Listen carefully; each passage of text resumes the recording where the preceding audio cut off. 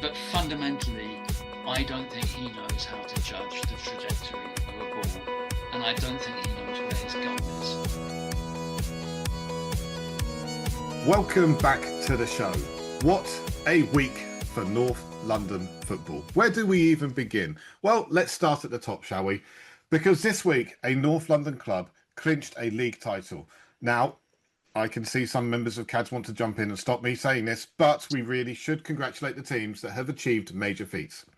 With that in mind, a genuine bona fide first place champions of their division title win. I am, of course, talking about Haringey Borough FC, champions of the Spartan South Midlands Football League Premier Division. Get in, absolutely get in. The Coles Park faithful must be absolutely bouncing right now, and frankly, they deserve it. But let's talk about the Cup. Wembley, the home of football. Last weekend, a London club walked out under that famous arch for a cup final. Thousands watching, the nation gripped. I am, of course, talking about Cockfosters FC in the FA Vars final. The Fosters from Chalk Lane at Wembley. Yeah, they lost on penalties to FC Stoneham. Heartbreaking, genuinely heartbreaking. But let nobody tell you that wasn't the biggest London Cup final story of the week. And while we're handing out bouquets, let's tip our hats to the Blues, who were in their own cup final this weekend. The Blues being Wingate and Finchley, Alan Turvey trophy winners for their second time in their history. Ramsgate beat them 1-0 after extra time. What an achievement. Now, some of you, and I'm looking at the CADS here, keep bringing up some other results from this week. Something about the Premier League, apparently. And listen, we will get to that. We will absolutely get to that. It's just, and I want to be clear, it's just that we are very much still processing the Haringey Borough title win, and we feel it would be disrespectful to move on too quickly. So let's move on to the main show. I am joined by Ash, I am joined by David, and I'm joined by Marcel. How is everybody doing? Ash, how you doing? I'm good, mate. Good. It's gorgeous weather here. I'm waiting to work on an animated series, fingers crossed, with a Welsh friend of mine, big time producer. Did you, just about of interest, any of you guys, probably you, maybe you, Steve, sorry, Stu, did you ever know about Super Ted? Oh, yeah. Yeah, I used to watch Super Ted. Yeah, Super Ted was my first bet. I won 20 pence on Super Ted. Anyway, yeah, a lot of people say I took the vitamins, whatever. Anyway, I'm working with the creator and producer of that show on another project. Okay. Pretty cool. All right, David, how you doing? Well, that was a brilliant introduction, Stu. You completely got me. And I'd just like to say congratulations to one of those teams, if I could remember any of the names of them. Haringey Borough. I'm sorry. How could you not remember Haringey Borough and their fantastic title win? I'm getting old. That's the problem. But no, that's a brilliant introduction. Well done. Cheered me up. Very well done. Yeah. And Marcel, how you doing, mate? Yeah, well, I remember the days when Finchley and Wingate were two separate clubs. But anyway. Yes. Back in the day. Yeah. When football was football. Today, they won't believe you. When the football wasn't quite as round as it is now, and it did funny things when you headed it, or it did funny things to you when you headed it. Tell me about it. It's all up here. All right, so we're going to be talking about the Blues. Unfortunately, we've got to talk about that game. Now, I really struggled to watch that game. It was not working out for me. I think it was potentially not working out for me about as well as it was working out for the Tottenham forward line. So it wasn't great. So guys, you're going to have to tell me effectively what the big talking points were. I know some of them. I know we're going to be talking about refs again. But from what I saw in the first half, we were good value up until the point where they scored their goal, and then it looked like we'd been punched in the gut and had the wind taken out of us. Am I wrong in saying that? Yeah, I think. Hold on, I think. Yeah. I think the first 20, 25 minutes. Sorry, go ahead, Marcel. No, I was just saying we were very wasteful again. We don't have a front line that can actually stick the ball in the net. I mean, hitting the target is just like a different world. I mean, Richie couldn't miss his goal, to be honest. But apart from that, the shooting and the delays and the decision making up front is just. And if Kolo Moani ever wears that shirt again, I'll be very surprised. Anyway, he probably will. Unfortunately, he probably will. Yeah, I think he'll be playing on Sunday. He'll probably start. Probably start. He can't. Yeah, but that was a fair assessment, Stu. I thought we were actually, we were competitive with all those players that RDZ doesn't have available. We're competitive. We don't have any creative.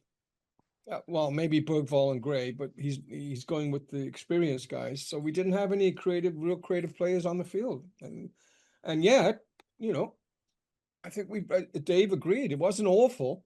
It wasn't great, and we could have got something out of it. We had a 1.7 something XG, which, I hate statistics, but you have to compare it to when we played Chelsea at our place earlier in the season, where I think we had a negative XG. And, I don't know. I think it was 0.13 or something like that. It was the lowest XG we'd had in the season up to that point. So there's no doubt that Roberto De Zerbi, in really trying circumstances, is starting to get a tune out of this team.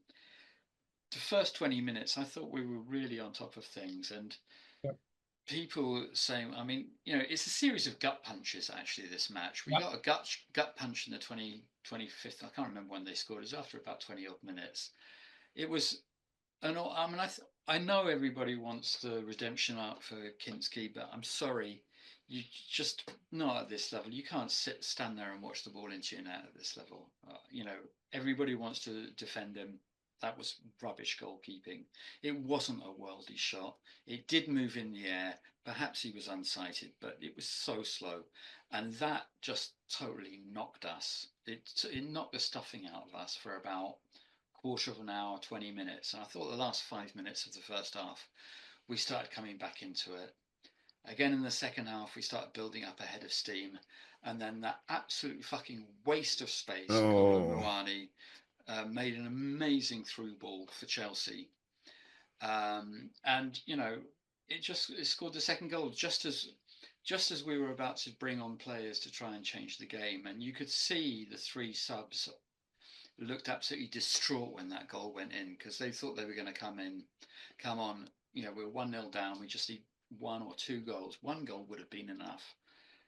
Yeah. And that goal just went one in while they were on the one interesting point about those substitutions. A minute or two just before all that happened, the subs were ready, and De Zerbi was talking with what looked like the medical staff, and it seemed to delay him for a few minutes. And I think that conversation was probably about Maddison. They're saying, no, not yet. Don't give him more than 20 minutes.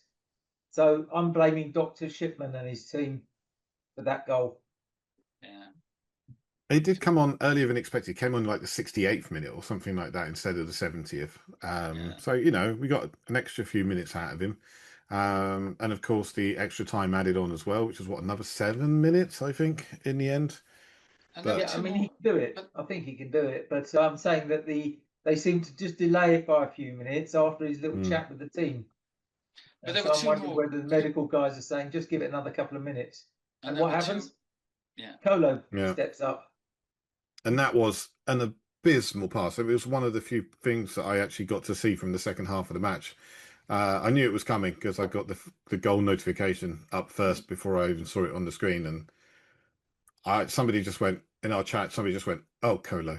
I was like, oh, what's going to happen here? And I just could not believe that pass when I saw it. It was so loose.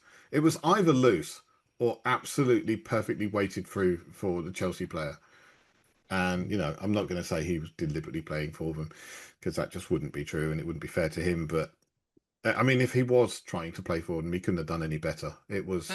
That's not the worst thing about it, because anyone can make a mistake. And, when you this level, you make a mistake. In some respects, Bentancur made a mistake because he thought the pass was so bad that it couldn't possibly be for him, so he let it go through, thinking it must be for somebody else, which was a mistake. But what was unforgivable for me, apart from everything about Kolo Muani's performance yesterday, outside of that, was he gave away that ball and he did not try and get back to save the situation. Didn't bust a gut.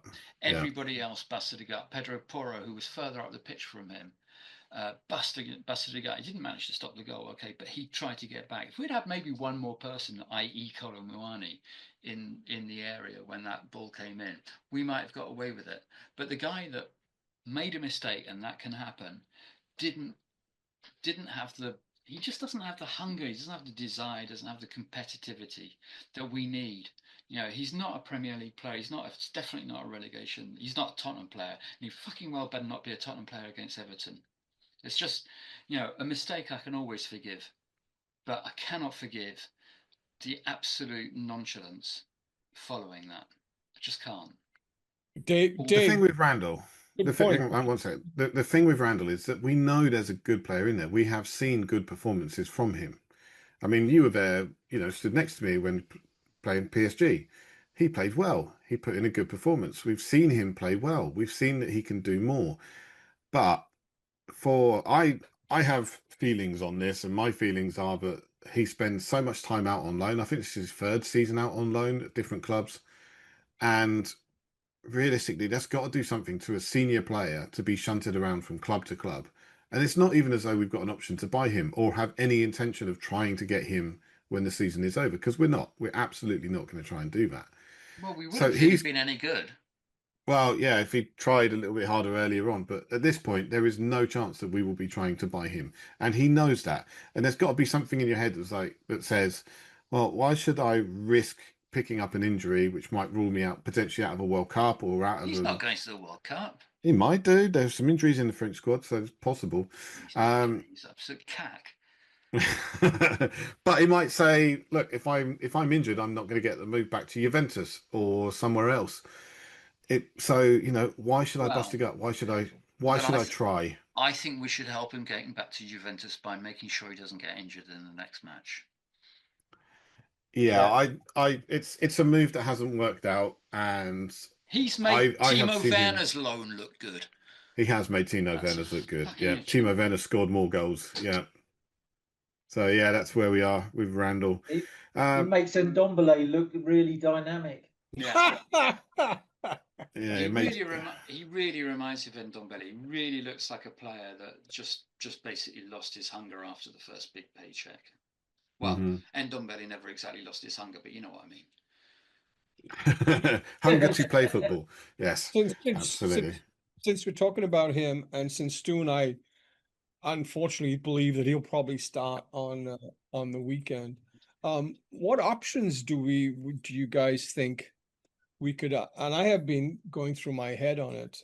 What options do you think we have to put on that right side? If start we don't with 10, if we have to. Yeah. No, be serious. What options? What about Pedro Porro there with Jed Spence at right back? Yeah, that'll do. Yeah, I thought about that. Yeah. Or the other way around. To be honest, as I said online, the other way around. Yeah. I'd even have Vicario there instead of him. No, that's silly, but anyway, I have a suggestion that definitely wouldn't happen, but during the match yesterday, even though I don't think we were as bad as everybody's been saying we were, right. One thing that was very bad was our left and right wing. Just it's all very well getting into position, but if you can't deliver a cross or a shot, then there's no point getting there. And Maddison, for all his great qualities as a human being and all his promise, he's not there yet. And Kolo Muani, I'm not going to go on about him, so let's forget it. I would prefer us to play two strikers at the top. Because who the two, Dave? So Richie and Tell. Okay, yeah. I agree. At the top, because I said this in the group chat. The thing is with Richie, I know he's been getting a beating, but I honestly, I like provoking people. I think it's unwarranted. He put in a massive shift yesterday in the pressing, and I think he had a very thankless task, because he's supposed to be on the end of crosses on through balls. None of them were coming in, so all he can do is create chaos, and that's what he does. But the problem is, if he's on his own in the penalty area doing that, and there's no one around to take advantage of it, then it's pointless. So if we need to get somebody up close to him, and it really showed in the last 20 minutes when Maddison came on, what can happen when there's somebody close to Richarlison in the penalty area. We get chances. So, so who can replace Muani? Well, I think, for example, Sarr or Bergvall or It's Yeah. very unlikely Stark Gray. could work, but what the other two guys saying about Spence and Porro, but also Sarr could be on that right hand side. Yeah, and muscle up the midfield, and they each have their responsibilities for getting out wide and getting crosses in. I just don't think it's not Muani is not a right winger. He's supposed to be a striker. He's not working out on the right wing. Matistel wants to be a striker and not a left winger. Put him in the middle with Richie. Muscle up the midfield. Leave Muani out, please. What do you mean muscle up? What do you mean muscle up the midfield? Well, we've already got three muscly guys in midfield: Conor Gallagher, João Pelinha, and Rodrigo Bentancur. Just put another one in there, another runner, Sarr, and get them spreading the play out between them, and have two people at the front to try and get through. That's, for me, that's the way we have to go. That's why I brought up that question, because I saw that sort of thing. I was racking my head because we don't have a right winger. So what are the real options? But RDZ seems to be set on keeping what he's been playing. He is known to tinker a little. I mean, I have a slightly different take. I mean, I would be playing Maddison from the start, and I would be saying, right, go out there and give us half an hour and play up there with Richie. Feed the balls through to Richie, get him some decent service. Let's get a goal or 2 goals against Everton, and then try and make sure they don't get any goals back, or no more than 2. That's what I would be doing. Or I would be putting Richie on the bench and saying, you don't go on until Maddison goes on, and make sure he's absolutely fit and busts a gut in the last 20-25 minutes, however long he gets to play. But who's playing striker then? Yeah, who's play Matistel? Play Matistel at striker. You play. I'd even play Kalamwani up front. I think Kalamwani up front is better than Kalamwani out wide. I'd play Conor Gallagher right, because the best stuff I've seen from him has been when he's actually been running down the right and swinging balls in. Down the left, it could be Spence, could be anyone at this point. Honestly, we've got such a small squad. It could be almost anyone. Just put anyone who can move onto their left foot and play them there. Igor Tudor played Conor Gallagher on the right. He did. And my handkerchief is still not dried from the tears that I cried. I agree. It was awful. He can move out right for sure, but he can't play on the right. I'll tell you who did all right on the right when he played there was Archie Gray. Archie Gray I just don't think that Roberto De Zerbi wants to play young kids who don't have a wealth of experience. But he did better on the right than Conor Gallagher did. Yeah. I mean, in dream world for me, I'd love to see Tina Thompson get a start, because he's a player who can cause some damage to people. But apparently he's not being started because he's not signing a new contract, and there's a good chance he'll be leaving the club this summer. Well, he's not even on the bench, right? So there you go. No, he's not. I think he's featured on the bench maybe once. Yeah, but he's being kept away from first team action because he has said he's holding back on signing a new contract. Yeah, Dave, this is sticking in my craw because you mentioned the thing about the mistake, but you had previously said about, and I don't think he deserves it, Kinski. He made a mistake, and you were saying, oh, I don't mind if a guy makes a mistake. So, Dave, I'm pulling your leg, but you did mention Kinski. Okay, the point about Kinski, you're absolutely right. But the problem is mistakes in goal are so critical. And it is. Yeah. The point about Kinski is that I really don't want to diss a young lad that's had a tough season, and I really want him to do well. Yeah. But fundamentally, I don't think he knows how to judge the trajectory of a ball, and I don't think he knows where his goal is. And and I think he's shown that over and over again, and I think he showed it again. I disagree to a certain extent, because he's pulled off some fantastic saves in the last few weeks. Yeah, he has. And I think that shot, apart from him being slightly blocked by our 2 defenders, did curl from a really weird angle, and the shot itself reminded me of Bale what he used to do for us. And he used to wrong foot keepers, Bale, and that was that quality of shot, because it completely swerved the other way and dipped. and you could see Kinski was actually looking to go the other way, and his weight was on the wrong foot. Yes, and he didn't then have time to readjust. absolutely. And I think he got fooled by a Bale style kind of shot where it swerved and dipped, and it was also curled around players. And he's a young keeper, and he's going to learn from that. Yeah, Okay. well, I don't know. We haven't got enough time for I lessons. think he's going to be terrific. Well, School's then out. who do you play? Did you Vicario, play The other Vicario? thing- Because he wouldn't have Vicario got would have anywhere stopped near that. it. I think I Vicario would don't have think. stopped I that. don't think he would. Nah, I don't think Vicario stops that. I Yeah, mean, that Vicario would it hit maybe the side stop. netting. Yeah. Maybe It hit the side netting. A shot Vicario- from that distance, it hits the side netting. You don't generally save those. He was So so. just saying, Vicario may have saved that, but would he have caught those corners Yeah. two-handed? Precisely. He'd have flapped at them. Absolutely. Got them. And also, listen, let's not forget, it shouldn't even got to Kinski because both our midfielders basically gave that guy time and space and an hour to set up and to shoot. Really, like, come on, guys, close him down. So, And I'm amazed that David has not brought this up, because he has said many, Over and many over times this again. season, we just let players shoot from distance without closing them down. And we did exactly the same thing. We gave him so much space to pick his spot and take a shot. Yeah, And- the reason I haven't mentioned it is because I do think that in general under Roberto De Zerbi we've done much better at closing down long shots, and we're taking them more seriously. And there was something about that. I mean, it was from so far out that you wouldn't expect to have to close them down, because you would expect your goalkeeper to get across and stop something from that distance.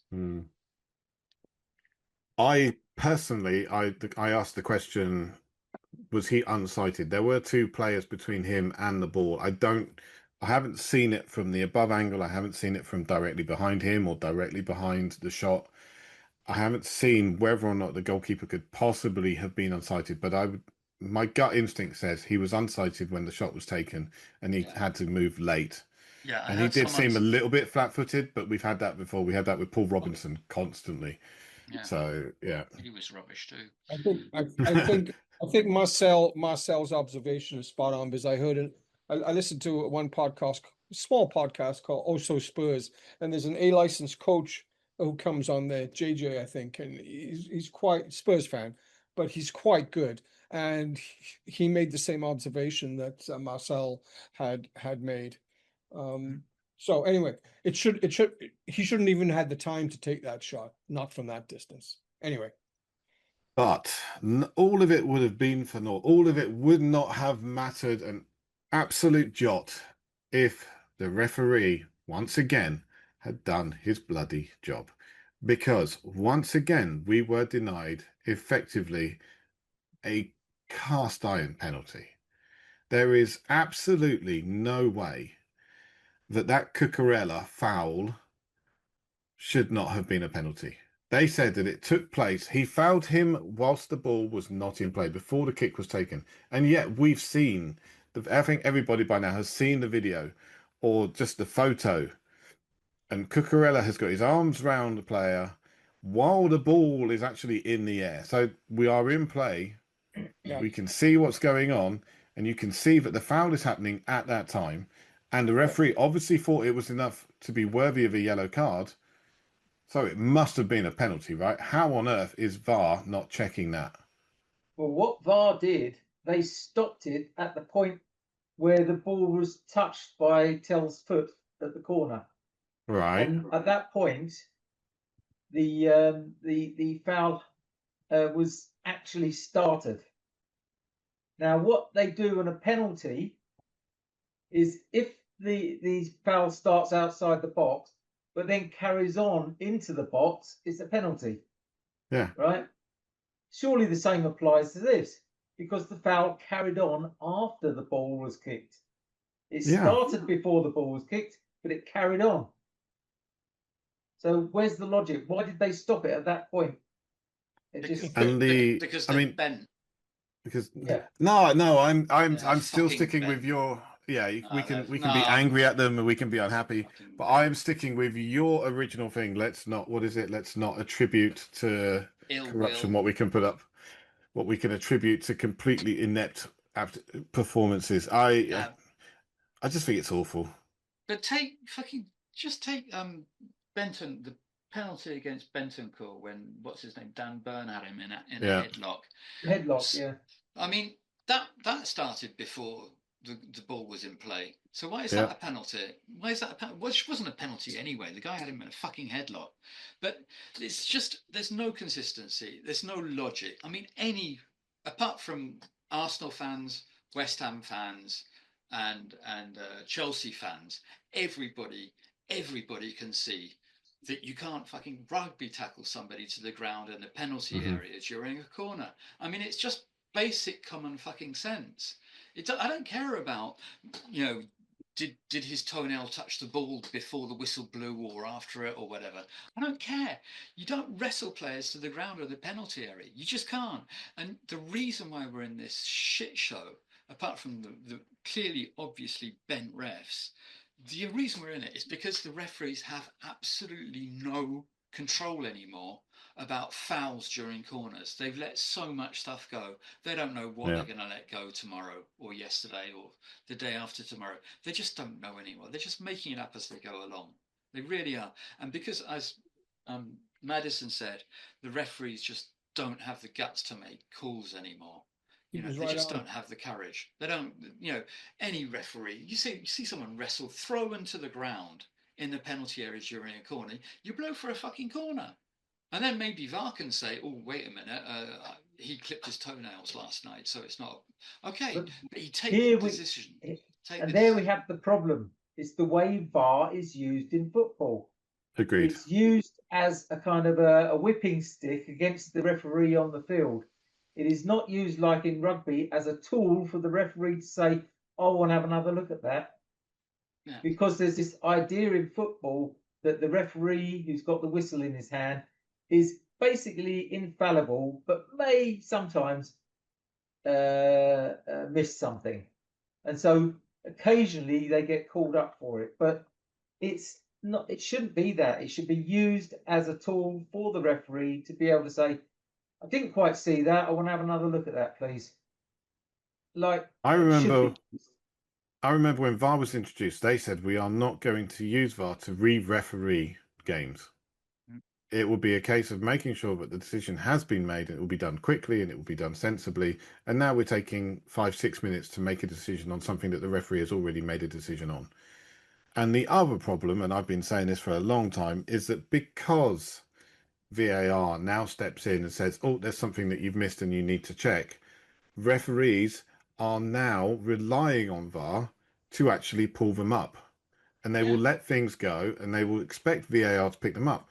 But the flip side of the coin is VAR is effectively there to say, well, if the referee thought that wasn't a foul and they had a good view of it, then it wasn't a foul. Yeah, it's clear and obvious error. It has to be a clear and obvious error. So we've got this situation where the referee is seeing a clear and obvious foul, but they're expecting VAR to pick up on it. But VAR aren't picking up on it because the referee can see or should be able to see it's a clear and obvious foul. It just blows my mind that that's the situation we're in, and something needs to change. They need to sort out what's going on at corners. We've seen an entire season of Arsenal playing this meat wall tactic. They go up, they interfere with the goalkeeper, and they step away at the moment the ball is being kicked.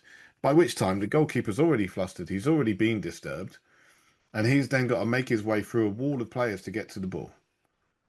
It's just nuts that is allowed to go on. They don't have any control. They have no consistency. Yeah, they don't.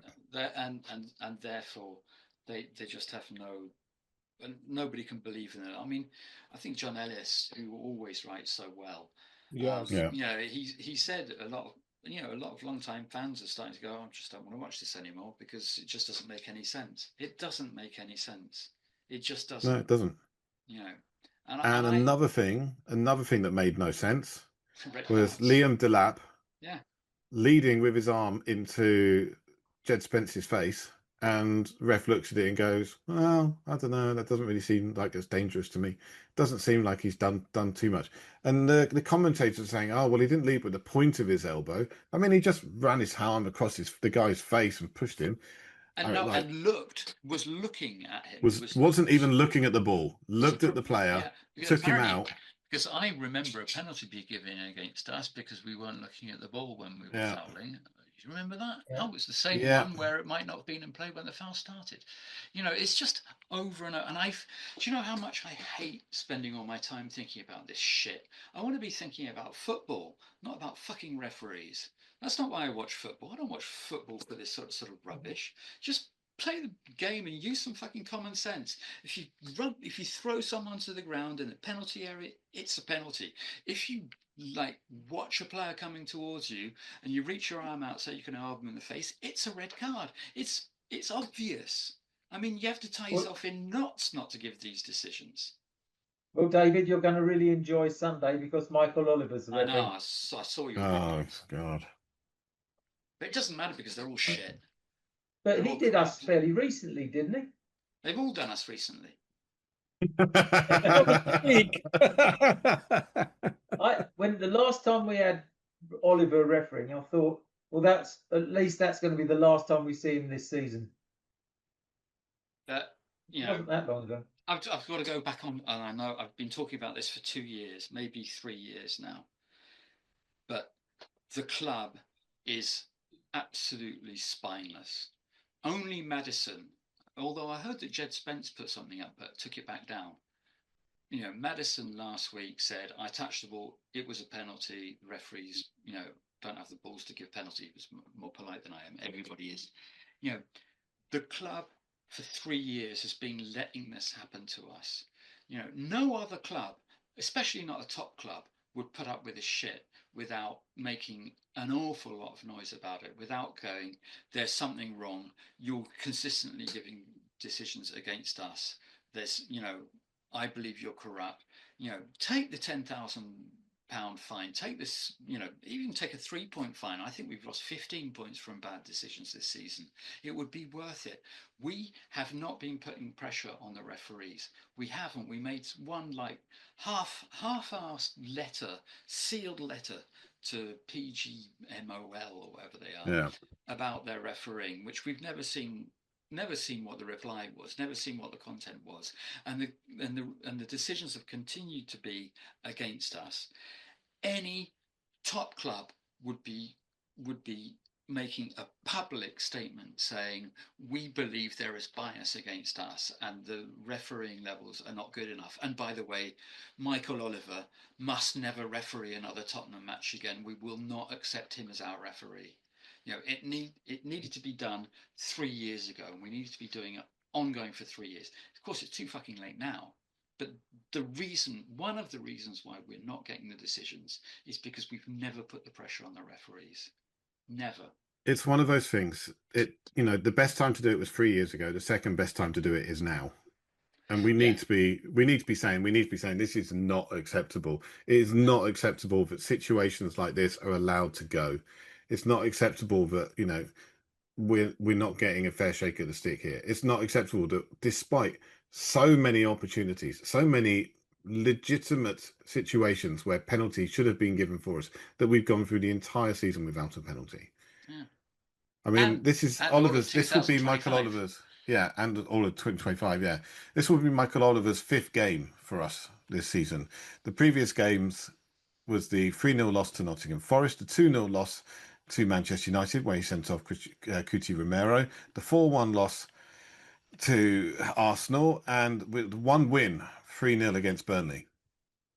So, I mean, I remember there were some issues in that Nottingham Forest game and the Arsenal game where they were allowed to get away with stuff that should just not have been allowed. Yeah, but I just don't understand why can they not say we Tottenham Hotspur believe that you are misrefereeing our matches, and by the way, this referee and this referee, we will not accept them as a referee in our matches. It's been done by other clubs before. Why wouldn't we do it? It was typically Wenger and Ferguson used to do that. Yeah.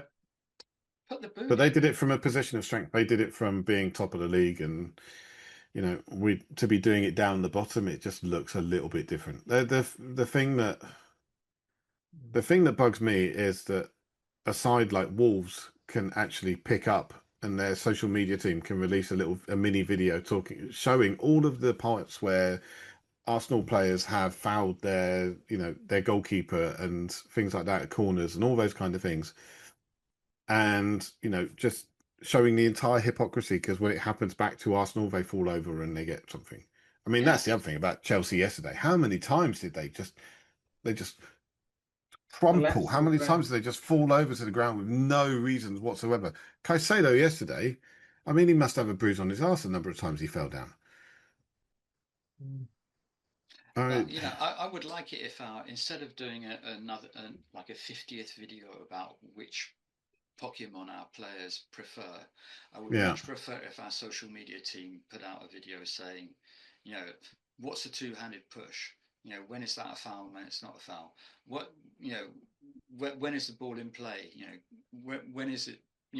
Why isn't this a penalty? Why isn't this a red card? Like probably a 50-minute video, be a YouTube documentary. Get fucking David Attenborough to narrate it. and as someone who's managed social media is all about clicks and eyeballs and reactions. And there is no way you're not going to get reactions if you put out videos of that kind. But they don't want to shake the tree too much. They just don't. They should. They just don't. No, it's because we've got, you just know Vinay and Langer, these two fucking corporate cucks at the top of the team. You know that they're sitting there going, well, we're actively observing what happens and we keep a careful eye on it, and we'll definitely be making a new PowerPoint this summer. That's what we've got at the top of this club. A bunch of fucking graph paper brain bullshit artists, and a real football man or woman, I don't care, at the top of this club would be sticking it to the referees and the EPL about this. They wouldn't be sitting there going, we're keeping a careful eye on the key performance indicators or whatever bullshit they talk about. That's the problem, amongst others. They don't know. They're not football people. No, I'm a little bit but bit spicy tonight. Sorry, you're gonna have to put explicit, on this one. I'm sure I could manage that. Don't worry, it'll be fine. I've got the hump. I'm not surprised, because we should be safe by now, because if we'd just been given one decision in one of those games, we would have the point that we need to get us above where we are. It would just we've been hung out to dry, and I'm not sure. I mean, it makes good press. It makes good press for something to be there, something to be decided on the final day. And I just wonder how much these referees are actually influenced by the conversations around them. And I'm sure someone said it'd be really good if this relegation fight went down to the final day. Well, when you say influenced, you mean influenced in a brown envelope? No, I'm just like human nature being influenced by conversations going on around them and things like that. I'm not going to put this down to corruption. I'm not going to put this down to bribery. If I'm very much of the opinion that they're just fucking inept. They're just not good at their job, and that there's some confusion in there about where and who should be taking responsibility. But also, And I think people aren't stepping up and taking responsibility. I don't think there's that much confusion. Oh, I think there is. I hated the idea of VAR before it came in, and sadly, I think I've been proven right because it's an absolute fucking disgrace. I will get back on my soapbox here. VAR is not intrinsically bad. It's just being used wrongly, and it's being used for an agenda, I think. Mm-hmm. It should be. They should look at other sports. Use it as an extra tool for the referee. I mean, the two linesmen and one referee thing came in about 1911 or something, whatever. Shane Moss isn't here to tell us. The game has changed. He was probably there that game. The game has changed beyond recognition. It's too fast and technical now, but that same refereeing setup. Therefore, you do need something else. And that's why I think it should be used as a referee's assistant rather than this tool they use it at the moment, which is almost as if I daren't say anything because the referee will look bad and he's one of my mates, so I won't say anything.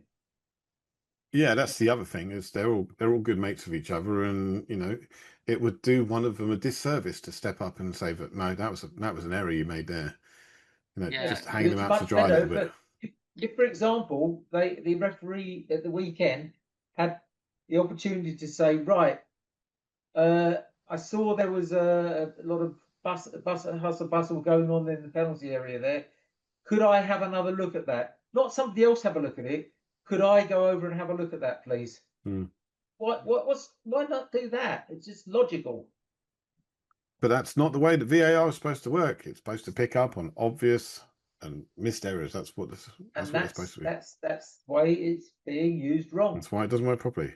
I mean, the other thing is that, was it in World Cup? They've got another assistant linesman behind the goal, checking on these kind of things. I mean, that would just clear stuff up so much easier. And no, well, except I remember in the last World Cup they had that and it didn't work at all. They were absolute rubbish as well. Because it's unfortunately it's human beings and frankly inferior human beings doing it. And when I say inferior, I mean I think they're thick as shit. You know, and like, can I just make one point that I don't necessarily think that corruption is about brown envelopes. I think it's more insidious than that. It's more, you know, it's the way things are said and the way things are done. You know, when you have like clubs like PSG and Manchester City like flying referees over to referee matches in the Gulf states for very 50 high grand. amounts, for 50 grand or more actually. You know, of course, you know, no, there's no brown envelope there. It's all above board, but you know, it's not brown envelope these days. It's bitcoins. Fair enough. Well, not even bitcoins. It's like right out on the table. No, I'm allowed to go over there and earn £50,000 for earning that. But you know, you've been bought. You've been bought, and it's all sorts of little things like that. You know, dumbfuckery maybe, but the dumbfuckery is always going in one direction at the moment. So I'm starting to wonder. And you know, I go back to what John Ellis said. You just can't watch it anymore. I don't understand. How can that possibly stand? Throwing Van der Ven. How can it possibly stand? Elbowing Spence in the face. How can that stand? I don't understand anymore. Don't understand what I'm watching.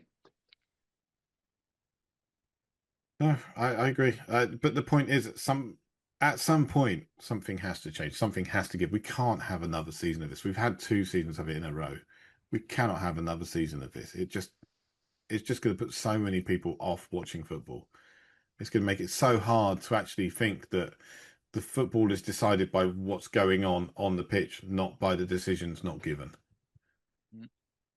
And that's just where it's falling apart. Well, the game is being ruled at the moment by decisions not given or decisions made in error. You know, we've seen players get sent off for almost nothing. You know, Xavi Simons with his foul against Virgil van Dijk. And just this weekend, we saw an Arsenal player go right through on someone, rake their studs across the back, and not even a foul was given. It was a leg breaker, wasn't it? It was an awful challenge. It's just over and over again. It's tiring and dispiriting. I'm pissed off because we're like on the verge of relegation. I really think we could get relegated. I know A isn't here to say it, but you know, we're going down, man. It could really happen. You know, game over, it man. could really happen, and it's happening because of things like that. Will Moyes be getting Everton up to save West Ham? You know, because being an ex-West Ham guy. Yeah, but he was really mistreated by West Ham. He was. True. Yeah. He can't hold a lot of love for West Ham. He got them a trophy, and he was basically chased out of that club completely unfairly. So I don't know if you saw. Thing as well, they all love Richie, don't they? Yeah, they do. Yeah, and Richie has scored a few against them, mind you. It would be a nice way for Richie to say goodbye. Would be for him to get a goal that gets us a point or a win to say goodbye to us with that. That'd be fine. Yeah, absolutely. Yeah. By the way, he's had 5 seasons with double figures. Apart from the elite goal scorers, that is pretty fantastic. You know, it really is. That's consistency. 5 seasons with double figures. How many of those goals were match-winning goals? Is my question. No, there's been an awful lot of stat padding goals, not an awful lot of goals that make a difference. They're not statting. Give him his fucking due, man. They're not stat padding goals when 10 other people didn't do their job. Well, that's true. Yeah. But Jesus. what He I did was it. going to say, I don't know how many of you have seen Graham Wood's post from today. There are 9 possible outcomes on Sunday. Only one sends us Oh down. yeah. So you, Yeah. you can look at all of the permutations. 8 out of 9 see us stay up. Just that 1 out of 9 could send us down. And honestly, I think that's just the way it's going to go. I can see West Ham getting a result, a win against Leeds, and I can see us crumbling against Everton. Me too. I know, Marcel, you're saying, not with Roberto De Zerbi, but I think even with Roberto De Zerbi. Yeah. I think he'll get the mindset sorted out. I think so. We've had a dip against Chelsea with the mindset. We've just seen it, and he's not going to let that happen again. Yep. Hmm. I agree. Hey, you want to make a bet, Stu? No, I Oh, don't here want we to make go a bet. again. No. I will make a bet if you give me fantastic odds, but that's me betting and you having to pay out. It's not the other way Oh, around. I'm not. you're the one who says we're not going to. You've been No, saying we're not staying I, up. I I and Marcel said we are. You know. right. Well, I mean, if we had made that bet, I'd have been picking up the money by now because we haven't won 5 in a row. So consider Yeah. yourself lucky that I didn't take it the Well, way it that you wasn't 5 in wanted a it. row. I said about us No, being up. you said You no, said no. 5 You in a said the row. bet. You said 5 No. in a row was the bet. Oh no, So no, I I'll didn't. I I said will clip that up and we can find it. staying up. I I, have I, I have the same memory as Stu. Yeah. It was the I, fight. I'm with Oz and Marcel. We're going to get it done on Sunday. It would be a draw, 1-1. That'll be fine. It That's all won't. It we won't. need. The We'll worst nobody 1-1 draw always. we have of the season. It'll be fine. I don't care. We'll all have to Last wear point. nappies. Yeah. Last point before we go. Watching the end of the match, I genuinely think Roberto De Zerbi looked absolutely haunted from what he'd seen at the second half of that game. The look on his face was just like, what have I No, got myself into here? no, He looked I he think looked you should. distraught. No, I don't think it was that. I think it was more a question of what the hell were they doing? Why didn't they Mm. perform? And he was despondent that certain players didn't step up to the mark. I Yeah, think that was I agree. more the look I saw. Boy, I don't think we were that bad. Like honestly, boy. that's Stu, much better against where, most of the matches we play against Chelsea at Stamford Bridge. I agree totally. Uh, Stu, where did this negative thing start happening this season? You were always such a positive, and I've been doing this for a few seasons now, and Yeah. you've turned, man. I don't know what. Hey, you were the one when we were like 9 points ahead. Oh, we're not in a relegation battle, and I'm going, Stu, we're not that far off. We should not have been. Look, this is the thing that bugs me is this is a good team. There are weaknesses in it, but there Yeah. are good players in that team, and we've just been so badly mismanaged through the strong parts of the season that we've left ourselves in this position. We were so badly mismanaged by Thomas Frank that we didn't get the points that we should have needed to keep just a little bit of form, a little bit of momentum going. And then when he was finally sacked, they didn't make a decision in terms of bringing someone in who would be long term, who would be able to get the players up and going. They thought we'll bring in this firefighter guy, and I genuinely think results were starting to improve under Igor Tudor. Maybe not results, performances. Performances were starting to improve. Results were just as bad as they'd always been, but performances were starting to turn. We were starting to see better, starting to see more. And then the saddest thing, his father died and he was no longer going to be able to stay at the club. And I do not blame him for that at all.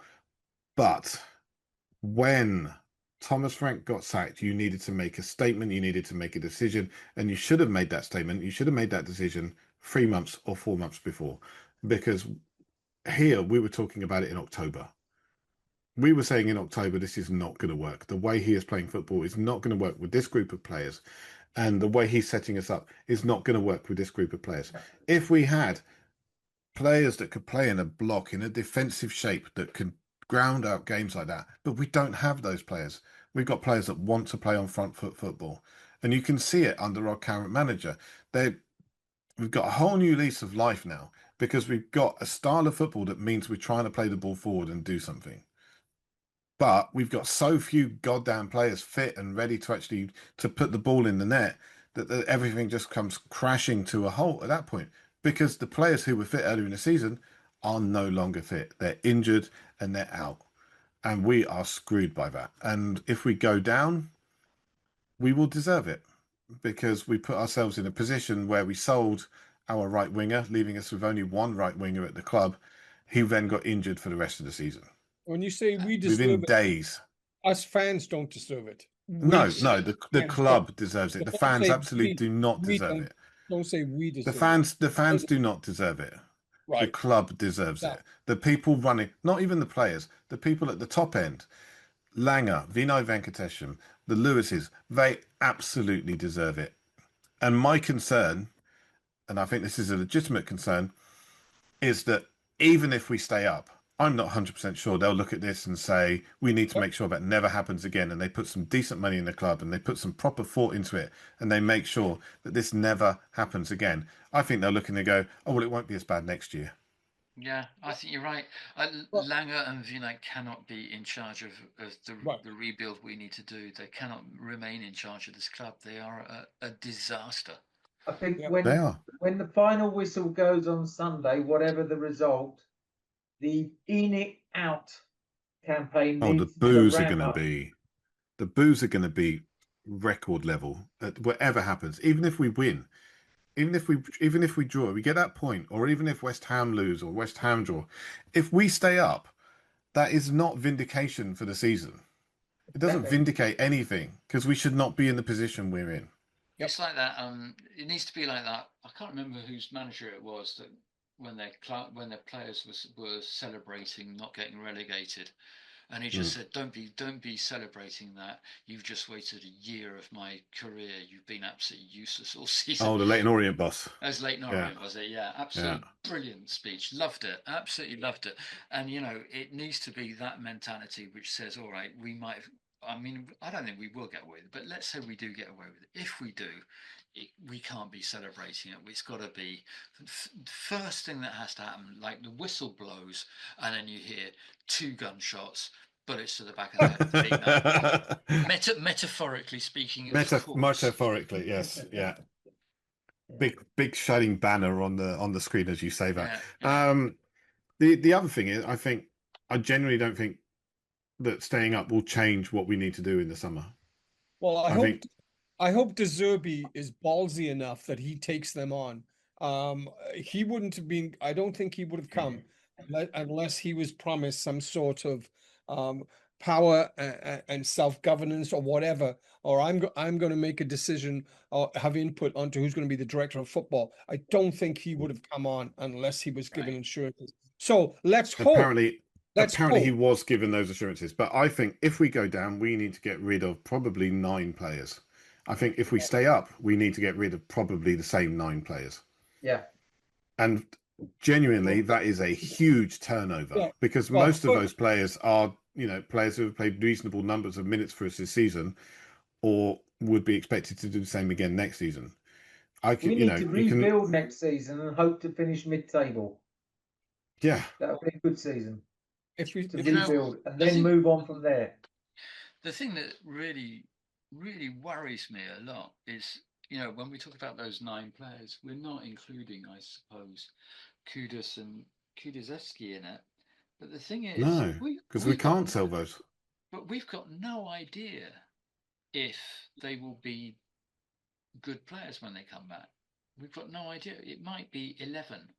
Oh, by the way, Odebear as well. We don't know what Odebear, yeah, but true. Yeah.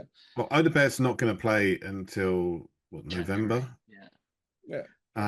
Kulusevski, we don't know if he'll ever play again. The way he's going. Yeah. We're lucky that Maddison's come back. Not that he's actually done anything that wins us any points yet, but we're lucky that he's been able to come back. I think his presence on the bench has been a help to us. His presence on the field has been a help. He's really good for the team. Yeah, there was what you said earlier, Dave, about that nice. I just saw it this morning. Richie said, because I turned the TV off after they went up 2-0 yesterday, and I watched the rest of the game. Richie setting up matters in the box was yes. We need to see more of that. I just wonder how healthy the poor guy is, and is he one heavy tackle away from fucking going down again? Jesus, he's not got more than 20 minutes. He hasn't. He says it himself. I don't know. I'm with Stuart on this one. I think he should start, and we'll see how long he can carry on. Yeah, do you think No, so? Yeah, I would genuinely start him. I would say go out there, do what you can, run yourself into the ground, but you know, we will be keeping an eye on you the entire time. And the moment you raise your hand and wave at us, you're going to be off. Right? Yeah, agreed. That's the way I do it. All right. Because everyone is expecting him to sit on the bench and come on late. So you switch things around and you surprise them a little. And you're right. And you know what? You got the momentum going, haven't you? And that momentum is important early on in the game to continue the pattern for the whole game. Well, listen, if Tell's head had gone in yesterday, that could have changed the whole freaking thing, you know. And that was early doors, you know. But if wheels were bicycles, my bollocks would be my auntie.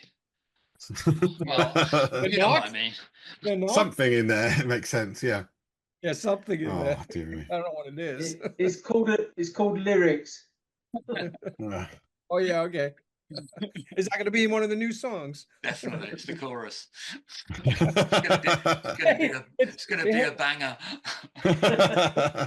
I can see us all singing that, chanting it. The new White Hart Lane. Yeah, I can't even remember what I said. If bollocks for wheels or something, yeah. Dear me. All right, so our next one, and it's going to be a big one. Our next show, we're either going to be full of relief and joy and pissed on beer and champagne and red wine, probably. Will be on the 25th of May. And I don't know what we're going to be talking about. I don't know whether we're going to be talking about finally getting that point or getting what we needed or just getting lucky. It could be any of those. Yep. Or we could be talking about preparing for next season in the Championship. But 25th of May is when we will be doing it. Ladies and gentlemen, thank you for joining us tonight. It's been a long one. Guys, thank you. Thank you for joining us late. Thank you for putting up with my delays and everything like that. It's been great to have you. I've thoroughly enjoyed this conversation. I have ranted a bit. I think we've all had a little bit of a rant at times.